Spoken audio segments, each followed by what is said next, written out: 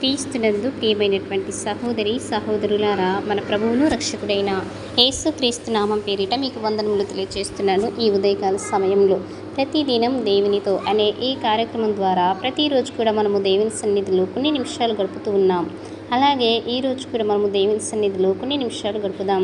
ప్రియమైనటువంటి దేవుని ప్రజలారా, పరిశుద్ధ గ్రంథంలో నుండి ఇర్మియా గ్రంథము 17వ అధ్యాయము 7వ వచనం చదువుకుందాం. యెహోవాను నమ్ముకునివాడు ధన్యుడు,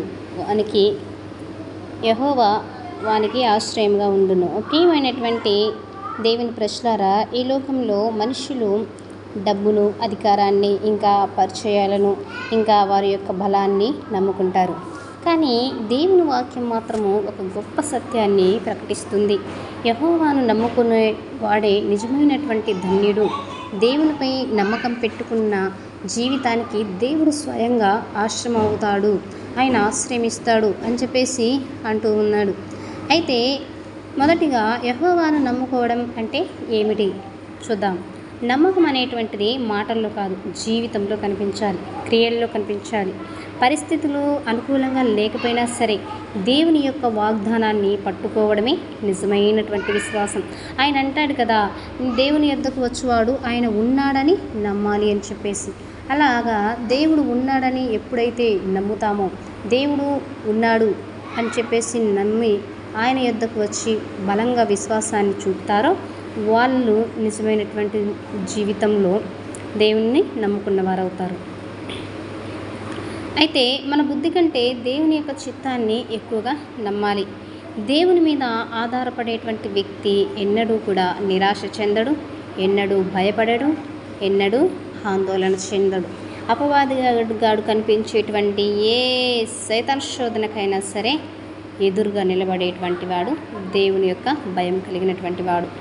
రెండవదిగా చూస్తే, దేవునిని నమ్మేవాడు ఎందుకు ధన్యుడవుతాడు అంటే, ధన్యుడు అంటే కేవలం ధనవంతుడు కాదు, దేవుని యొక్క సమాధానము కలిగినటువంటి వాడిని ధన్యుడు అంటారు.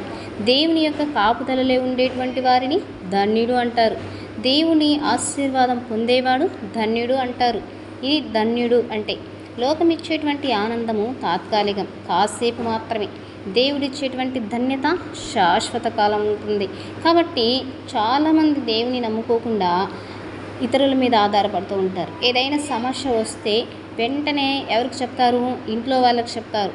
దేవుని దగ్గరికి వెళ్ళి, దేవా మరి నాకు ఈ సమస్య వచ్చింది, నాకు పరిష్కార మార్గాన్ని చూపించండి అని చెప్పేసి దేవుని యొద్దకు వెళ్ళి దేవుని ఆశ్రయించరు. ఇంట్లో వారిని ఆశ్రయిస్తారు, లేదంటే ఇరుగు పొరుగు వారిని ఆశ్రయిస్తారు, లేదంటే బంధువులను ఆశ్రయిస్తుంటారు. ఇలాగా ఆశ్రయిస్తూ ఉంటారు, కానీ దేవుని మాత్రం ఆశ్రయించరు. లోకం ఇచ్చేటువంటి ఆనందం కొంతకాలమే ఉంటుంది, కానీ దేవుడిచ్చేటువంటి ధన్యకరమైనటువంటి జీవితం శాశ్వత కాలం ఉంటుంది. ఇక మూడవదిగా చూస్తే, యెహోవాను ఆశ్రయంగా ఉండటం అంటే ఏమిటి అంటే, కష్టకాలాలలో దేవుడు రక్షణ కలిగిస్తాడు. మనల్ని కష్టాలలో విడిచిపెట్టాడు. కష్టాలలో ఆయన మనతో ఉంటాడు. భయంలో దేవుడు మనకు ధైర్యాన్ని ఇస్తూ ఉంటాడు. ప్రతి ఒక్క భయము, ఆందోళనలో ఆయన నేనున్నాను, నీ పక్కనే అని చెప్పేసి ధైర్యాన్ని ఇస్తాడు. ఇక కన్నీళ్ళల్లో దేవుడు మనకు ఓదార్పునిస్తాడు. చాలామంది సమస్యలకు భయపడి కన్నీళ్లు తెచ్చుకుంటూ ఉంటారు. అయితే అలాంటి వారి దగ్గరికి వెళ్ళి వారిని ఓదార్చుతూ ఉంటాడు. ఇంకా దేవుడు అనిశ్చితిలో దేవుడు మార్గదర్శి అవుతాడు. మనం ఏ విధంగా మార్గాన్ని ముందు కొనసాగించాలి, మన జీవితం ఎలా నడిపించుకోబడాలి అని చెప్పేసి మనము ఆలోచిస్తున్నప్పుడు ఆయన ఒక మార్గదర్శిగా ఉండి మనకు అన్నింటినీ సూచిస్తూ ఉంటాడు. అన్ని విషయాలపైన మనకు అవగాహన కలిగిస్తూ ఉంటాడు. దేవుడు ఆశ్రయమైతే శత్రువు అవకాశాన్ని కోల్పోతాడు. ఎందుకంటే దేవుడే మనల్ని ముందు నడిపిస్తున్నప్పుడు ఇక అపవాదిగా ఏం చేయగలడు? మనల్ని ఏమీ చేయలేడు. ఇక నాలుగవది చూస్తే, మనుషులను నమ్మడం కంటే దేవునిని నమ్మాలి. మనుషులు మారిపోతారు, పరిస్థితులు మారిపోతాయి, సంపద తగ్గిపోతుంది, కానీ దేవుడు ఎప్పటికీ మారడు. ఆయన నిన్న నేడు నిరంతరం ఏకరీతిగా ఉండు దేవుడు. మనుషుల వాగ్దానం మారవచ్చు, దేవుని వాగ్దానం ఎన్నడూ కూడా మారనటువంటిది. ఇంకా ఐదవదిగా చూస్తే దేవునిని నమ్మినటువంటి వారి జీవితము ఫలభరితంగా మారిపోతుంది. ఎందుకంటే వారి జీవితంలో భయం తగ్గిపోతుంది, విశ్వాసం పెరుగుతుంది, ప్రార్థన బలపడుతుంది, సాక్ష్యములతో జీవితం నిండిపోతుంది. చివరికి దేవుడు మహిమ పొందుతాడు వాళ్ళ ద్వారా. కాబట్టి విశ్వాసంతో ప్రారంభమైనటువంటి జీవితం సాక్ష్యంతో ముగుస్తూ ఉంటుంది. కాబట్టి ప్రియమైనటువంటి దేవుని ప్రజలారా, మన జీవితంలో ఎన్నో సమస్యలు ఉండొచ్చు.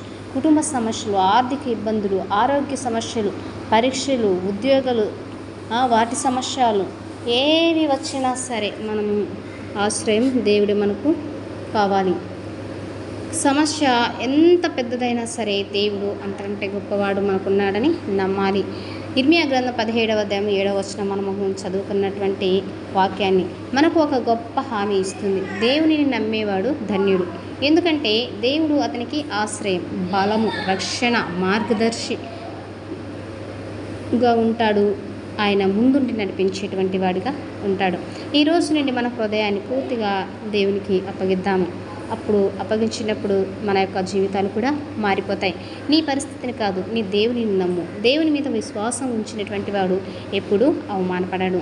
అందుకే ఇర్మియా గ్రంథం మనం చదువుకున్న వాక్య ప్రకారం యెహోవాను నమ్ముకునేవాడు ధన్యుడు, యెహోవా వానికి ఆశ్రయంగా ఉండునంటూ ఉన్నాడు. కాబట్టి ప్రియులారా, ఈ వాక్యం విన్నటువంటి మీరందరూ కూడా యెహోవాను నమ్ముకోవాలి. దేవుని నమ్ముకొని ఆయన బిడ్డలుగా ఉండాలని చెప్పేసి మీ అందరికీ నేను ప్రభు పేరిట తెలియజేస్తున్నాను. ప్రార్థన చేసుకుందాం. పరిశుద్ధుడైన తండ్రి, నీ పాదములకు వందనాలు, స్తుతులు, స్తోత్రములు చెల్లిస్తున్నాను.